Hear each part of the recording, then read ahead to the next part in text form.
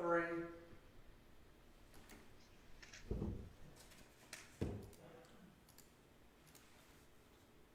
All right, welcome to the second virtual edition of St. Paul's Sunday Forum and the third installment of a series in contemporary theology, the Theology of Spirit. Today's talk is titled The Order of the Soul. For first-time virtual visitors, St. Paul's Sunday Forum is a time when we gather and discuss current events, issues in contemporary theology, and other topics on a weekly basis.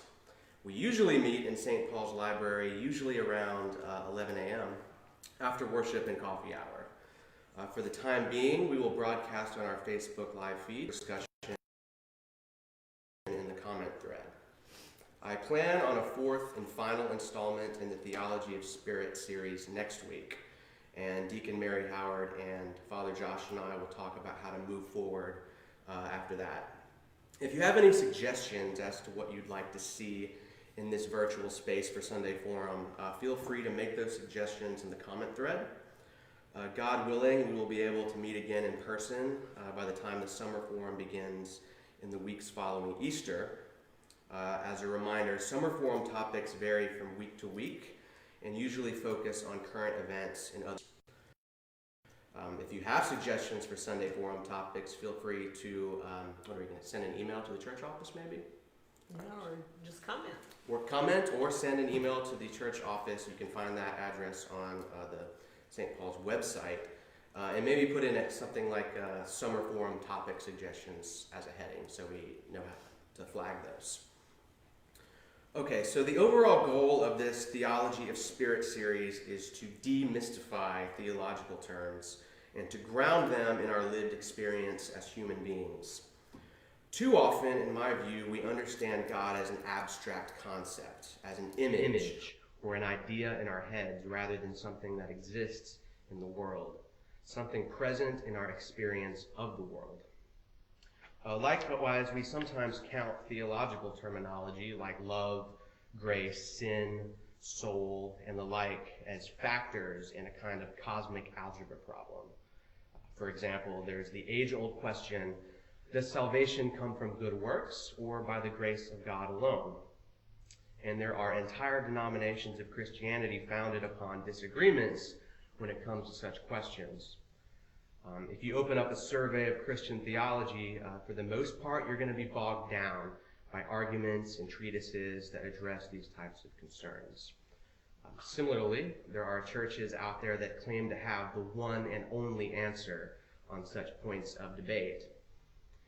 And I'm not saying there's anything necessarily wrong with these approaches to theology. But what if we decided to take a step back and stopped tossing around terms like God, grace, love, sin, etc., as if we assume we know what we're even talking about when we bring them up in sermons or everyday conversations with our faith community members? What if we truly asked ourselves, what do we really mean when we participate in God talk? Which is to say, what do we really mean when we talk about God, or what I call God-adjacent themes? What is God? What is grace? What is love? What is sin? What is soul? What is spirit? What is faith? Do we assume we know what these mean? Or a better question, how do we experience all of these things in the lives that we live? In this world that we inhabit, how do these things show themselves to us? You might say, how does God or love or grace or sin present themselves to us in our lived human experience of the world? Maybe we don't seek to answer any of these questions, but instead step back and truly experience that which is given to us in the first place. To do so would require us to be more receptive to those moments that truly speak to us. Rather than project our own personalities and assumptions outward, we would need to open ourselves up and let this magnificent thing that we call the world speak to us, and not the other way around. If you missed last week's talk, feel free to go back and view the recorded live stream right here on St. Paul's Facebook page. In the meantime, I'll try to summarize. Last week, we took a journey through yours and my and everyone's personal histories here on this earth. We started out at birth. We understood that as newborns, we came into this world utterly dependent on the world around us, in particular our parents or other guardians. In fact, as newborns and young infants, we had yet to even distinguish ourselves from the world around us. For all we knew, we were the world around us, and our experience could be characterized by what Freud referred to as a state of primary narcissism. Our food and hygiene were provided out of thin air. We had yet to form the idea of ourselves as distinct from the broader reality. At some point, though, our animal biology begins to kick in, and over the course of time, we begin to distinguish inanimate objects and people around us. Try to envision the world as a massive, undifferentiated totality or whole, and as we mature, we start to give this reality a kind of dimensionality. In other words, we begin to notice or recognize things, and in this recognition, we are given access to the world of objects. Maybe throw one of the graphics on the screen there. Notice that in doing so, we put certain limits and constraints on the world in order to experience it in a way that makes it livable. It would be incredibly difficult to move about the world if we experienced it as newborns and young infants do, even though that primordial experience is probably the closest we'll ever get to knowing the world as it actually ultimately is. In the next stage of our development, we go from simply recognizing things to giving things names. We enter into another order or arrangement of experience that we'll call the order of language. This is, in some ways, the most important order of human experience, one that distinguishes us from other animals and one that has helped us arrange the world around us in a way that gives us the tools to construct civilization itself. You see, the order of language gives us access to the world of culture. Our ancient ancestors, prior to developing the ability to speak and understand language, were subject to the whims of outside forces, hell-bent on killing them, wild animals and weather events that left them helpless to defend themselves. Speech helped ancient peoples bridge the gap between feral living and life in ever more complex and eventually totally settled communities. Think about your everyday experience of the world around you. It's organized by signs and symbols. Even the names of streets and the words and numbers in the back of packaging in the grocery store give order to our daily routines. But it wasn't enough to recognize things and to give them names. Almost immediately after organizing ourselves into the simplest forms of cultural life, we began to assign things value. Who gets what? We needed another level or order to layer on top of our collective experience of the world around us. We call this the order of money, even though simple economies, the barter system, for instance, existed before we invented money proper. The order of money gives us access to a whole other dimensionality of the world, which we'll call the world economy. In terms of the developmental model we've been using, you might say that after entering into the order of things and the order of language relatively early in our lives, most of us are given a temporary reprieve, but at some point, usually in our late teens and early 20s, we enter into this order of money and gain access to the world of economy. So that summarizes last week. Are there any questions before we move into the meat? Kathy? I'm good. You're good? Okay. Okay, so we've laid out some of the conclusions that we made last week, and here is where theology comes in. Everything we've been discussing so far has its roots in the German philosophical tradition known as phenomenology, which we discussed in week 1, as well as my reading of the French thinker Jacques Lacan. So now we'll turn it over to a younger contemporary of Lacan, Julia Kristeva. If you want to dig a little deeper into Kristeva's thought after our talk here today, I might suggest Kelly Oliver's book. Kelly Oliver's from Vanderbilt University, and her book is Reading Kristeva. Or you can look up my own dissertation, which you can find on the ProQuest website. So Kristeva looked at this schematic, which you'll see on the graphics here and there, which is roughly in line with Lacan's, and she saw an incomplete picture. Perhaps it was because Lacan was a man, and a man of his time. These are my words, not necessarily Kristeva's. But absent from this general framework was a certain period of early childhood development coinciding with our entrance into the order of things, which is to say the formative relationship of the newborn or young infant with its maternal figure. Really any guardian type, but for Kristeva, specifically identified with the mother. See, before we acquire language and enter into the world of culture, there is another kind of wordless communication going on between the infant and its guardian or guardians. It's a relationship that builds the foundation of our capacity to interact with one another in the first place. I say wordless because this primitive form of communication is based on signals rather than words. When a young infant, or what does a young infant do when he's hungry or soiled himself, for example? He reaches out, right? He makes gestures. He might throw a screaming fit. These attempts at communication may be vocal, in other words, but they aren't, initially at least, verbal in nature. The mother or other guardian meets the infant's needs, and this meeting of basic needs, and this is key, is an act of love, a selfless act with no expectation of reward or recompense.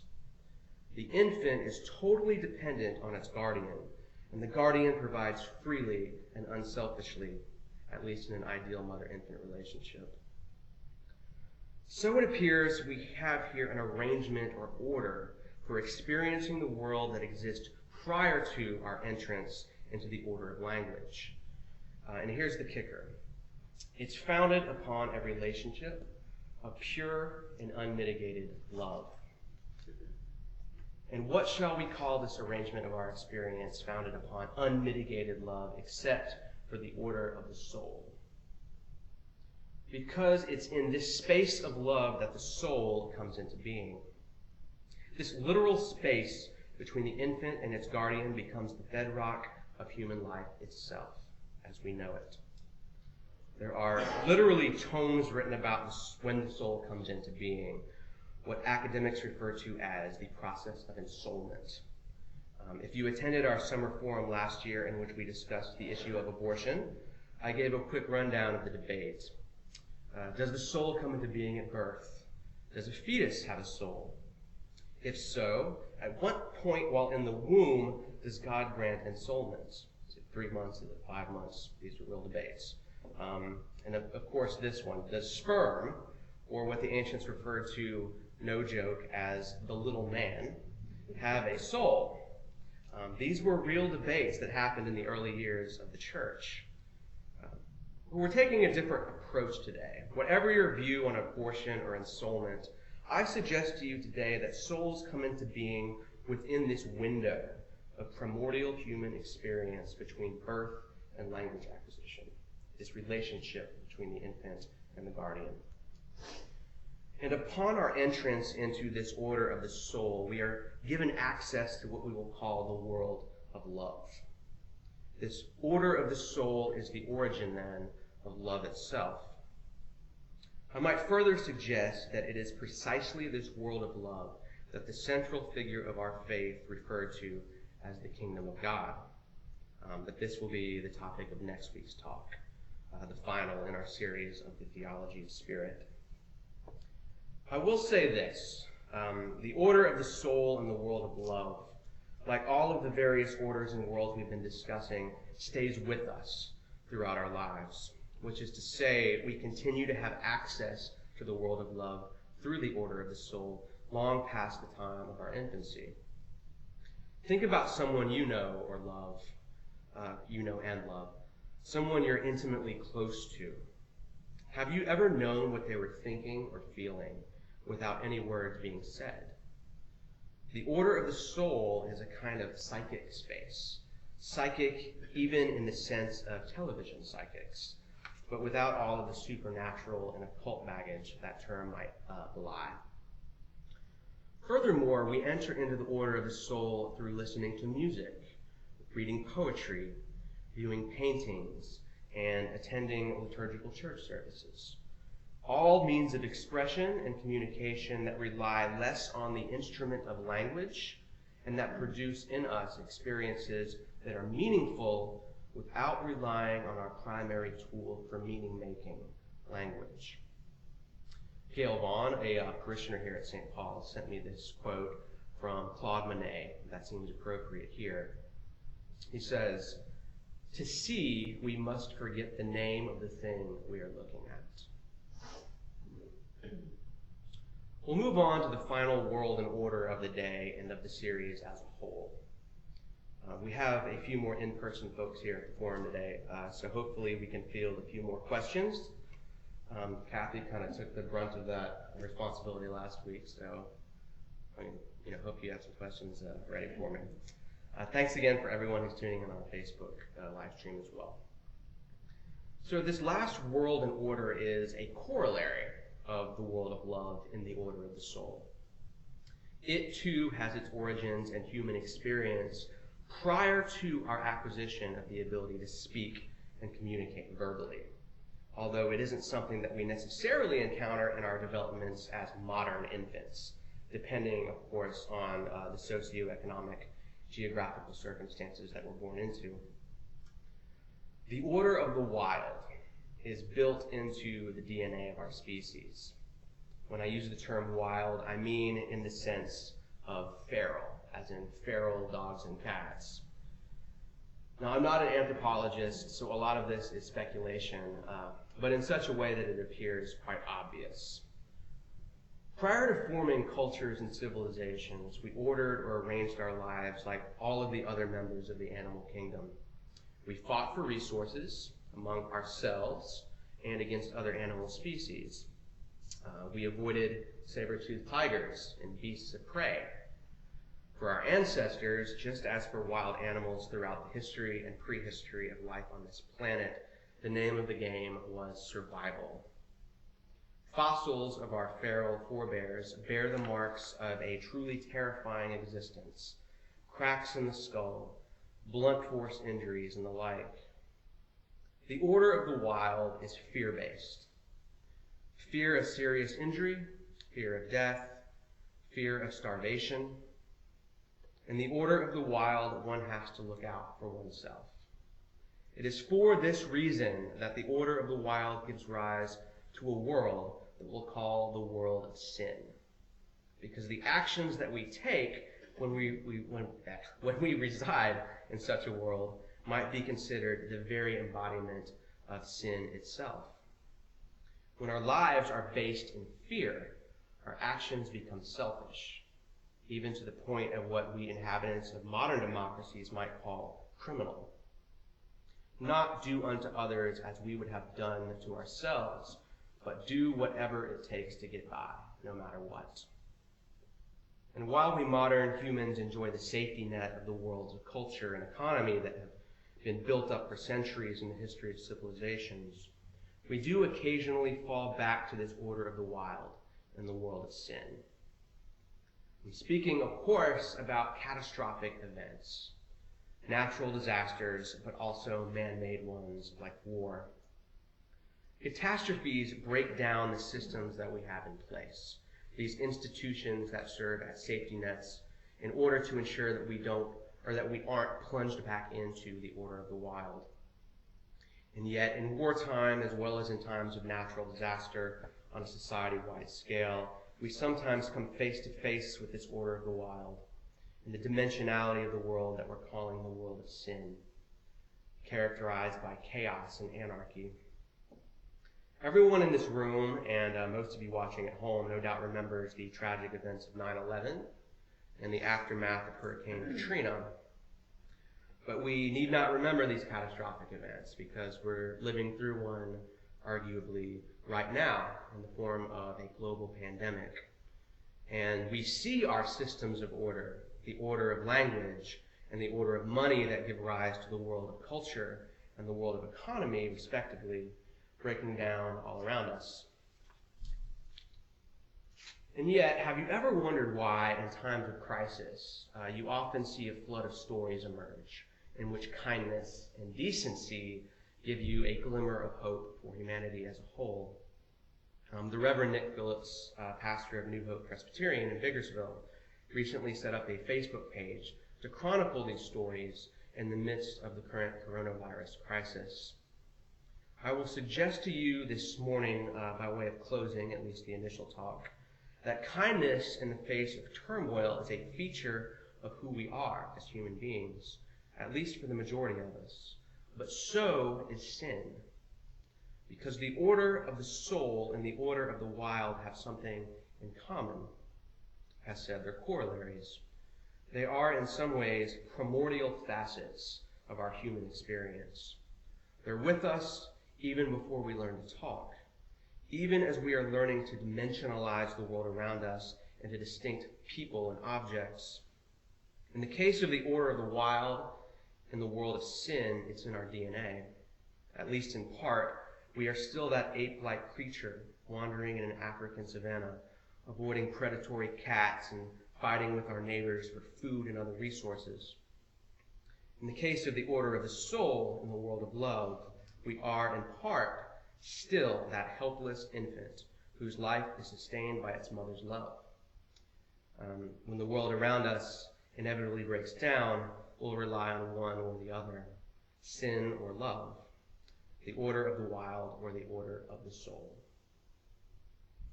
All right, I'd like to open up for questions.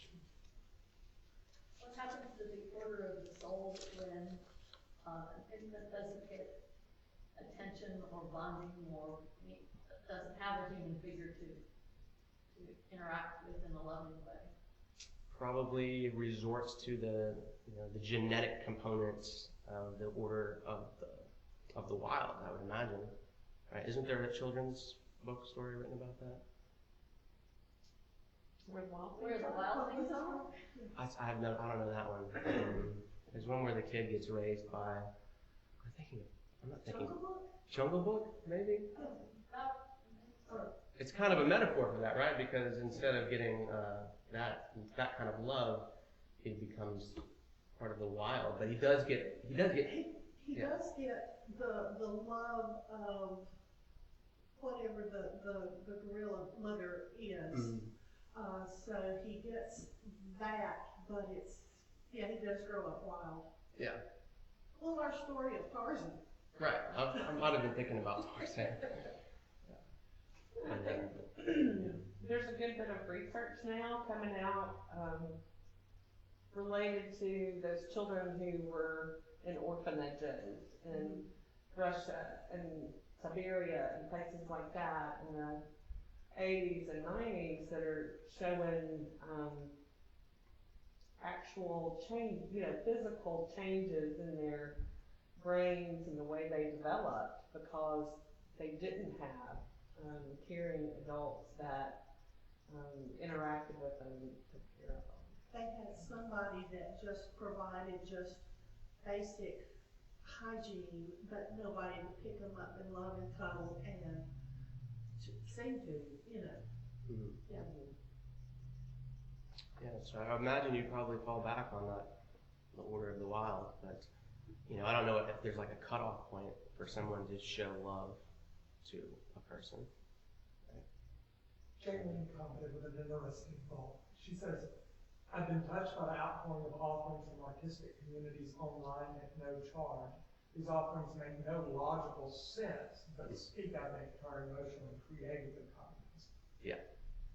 And like I said, part of the order of the soul is the arts, right? That brings us back to that place of love and communication that doesn't necessarily have to be linguistic in nature, but can just be like soul-to-soul communication. You know what I'm saying? So, thank you, Jaylene. That was a very good question. She also asked, this illogical stuff, does it make us human and divine? Is that what defines us, I guess, as divine? She's asking, having a divine content to us in our souls. Yeah, I think so, because the order of the soul lies in between the world as it is and then the world of objects, right? So it gets us kind of closer to the world as it actually is. We can't ever go back to the world as it actually is, but this is one of our outlets too. And the world as it is ineffable, right? Is basically either the totality of the universe that it is, in a materialistic way, or it's essentially what God is, if you want to think about God in a phenomenological way. But so does the world of sin. The world of sin is also kind of in between too. So you have kind of like a good and evil nature, right? But we do have that world of divine that's available to us because we have our being able to reach to God our Father as He is that loving parent. Mm-hmm. And while that person may not have that physical mom or dad that provides that love, once we become aware and know of God the Father, then that's another aspect of being able to reach the divine. Sure.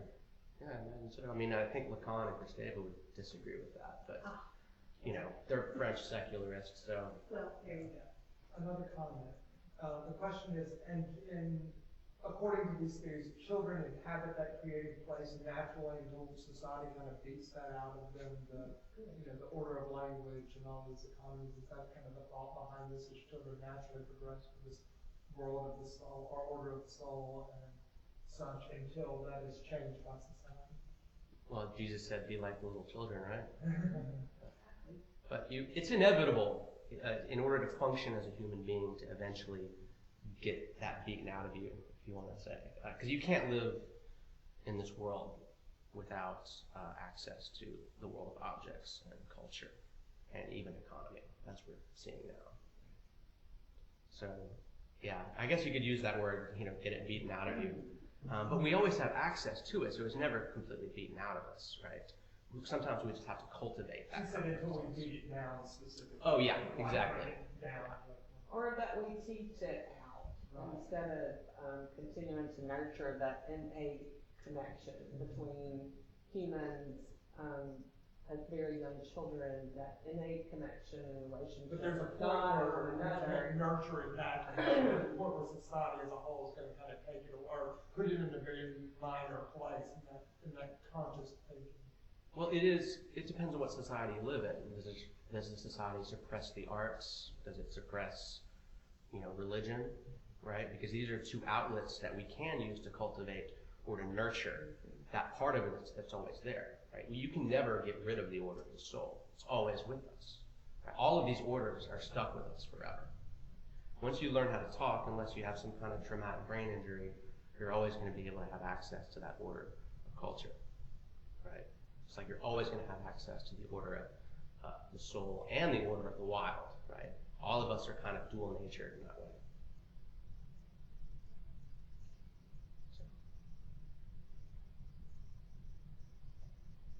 Mary Howard? I'm good. How long have we been going for? Because I'll sit and talk about the child all day long, but. Well, please do. No, she's good. 30 minutes? Oh, I didn't know we were going that long. That is good. I was wondering, though, from your perspective, like what you do for a living, and how does that? Well, I mean, I do believe that we are, every single one of us, created in this image of God, and not just God the Father, it's God the Mother, and God the Light, and all of these images that invoke in us, and it could be from those artistic expressions, whether through music and paintings or poetry, that lovely language that we're born with that connection to God and to one another, that it's not just relationship with our parents, but with our fellow human beings, and then our life experiences come and begin to change and shape and we lose some of that connection. Yeah. I know from being in the atrium with young children, ages 3 to 6, that are they still have that kind of metaphysical ability to, transcend this reality and also the spiritual realm and connection with God, that they know things about God and about the world and creation that they've never been taught before. I'd have to get one of my journals out to share some of those specific experiences, but they know things about God and one another that no one has ever taught them before. So the longer we're in the world of culture, the harder it is to. It's like it becomes rote to us. Right. And it's a whole different experience too. Like the experience of the world of culture and the world of the soul, if you take them independently of each other. I mean, it's a completely different experience of the world. Like the world of culture literally lands on top of us, and that becomes the only reality, right? Whereas like mystics or something would say, well, that's not the only reality, right? Right. Or Hindu gurus,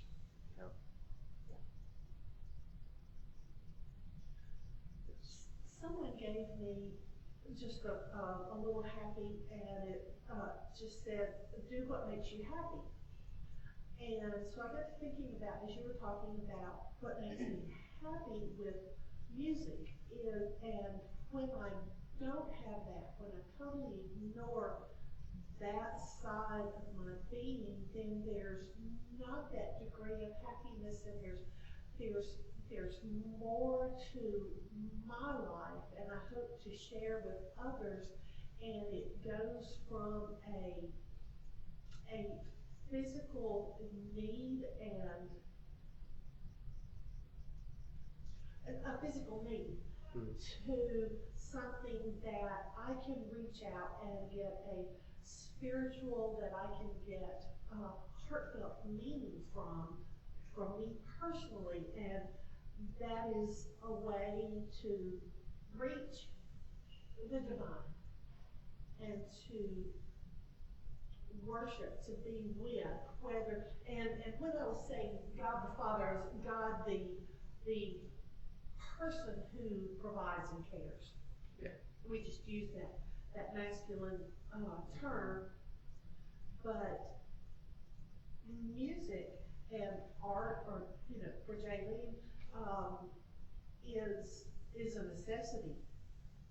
That we start out as children, like you said, they automatically, you see little things, little children just nobody's taught them rhythm, but yet they're dancing along with whatever.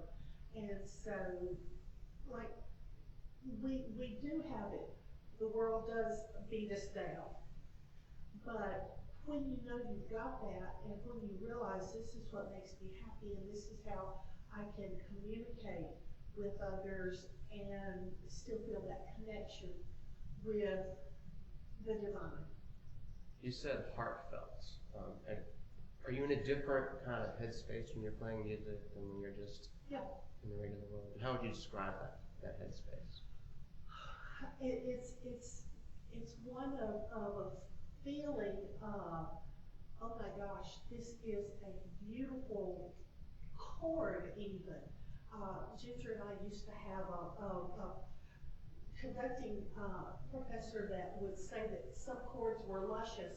There's that feeling of lusciousness that feels an inner being. And you have moved from being seated at the organ at St. Paul's to another plane. Another plane of experience. Fantasia. When I really get into a piece and I'm not thinking about where I'm at an instrument. Yeah. And that's what, when you first started, I heard you use that word happy, but what you're describing actually is something much deeper than what we think of as that superficial happy. You're describing almost a deeper joy, contentment, even when things are not great. we can still feel that deeper joy or contentment by, Yes. for you, it sounds like music. For somebody else, it might be art. Jaylene says, in challenging times like that, it seems like we naturally return to what we knew as children, art, music, poetry, dance. We still know in the heart, as Kathy said. Mm-hmm. So it reminds me of Rush, Yeah. Closer to the Heart. Which, if you listen to the lyrics of that song, it's exactly what Jaylene is saying right there, right? It's not going to be, it's not going to be the leaders that pull us through it. It's going to be like the artists and artisans and stuff. And there's some truth to that. I do think, you need leadership in a time like a catastrophe at the same time. Yeah. This idea of like God the Father, how do we see God the Father? Because for Freud and Lacan, they were thinking of God the Father as essentially the law. So they're both atheists. They compared God the Father to, or they put him in the realm of the world of culture and the world of economy, right? Because the Father would come along at like age 8 or 9 and beat you down until you became an independent person, right? This is the castration complex, right? So I think our definition, our understanding of God, and really fatherhood and motherhood in general, are changing for the better, in the sense that you see more fathers taking on that maternal role these days than you did, for instance, when Freud was alive, right? And so maybe we can mix those up a little bit more. Maybe it doesn't have to be God the Father or God the Mother, right? Judeo-Christianity versus paganism. Maybe it can be everybody can just kind of assume that role, or we can see God the Father in a way that there is a maternal side to that, right? So, all right. I think we've been going long enough. I didn't realize it was long. We'll see you next week. It's going to be called Faith and Spirit. So how do we nurture this order of the soul in ourselves in order to look forward to a better future, which is what I think Jesus would call the kingdom of God. Right. All right.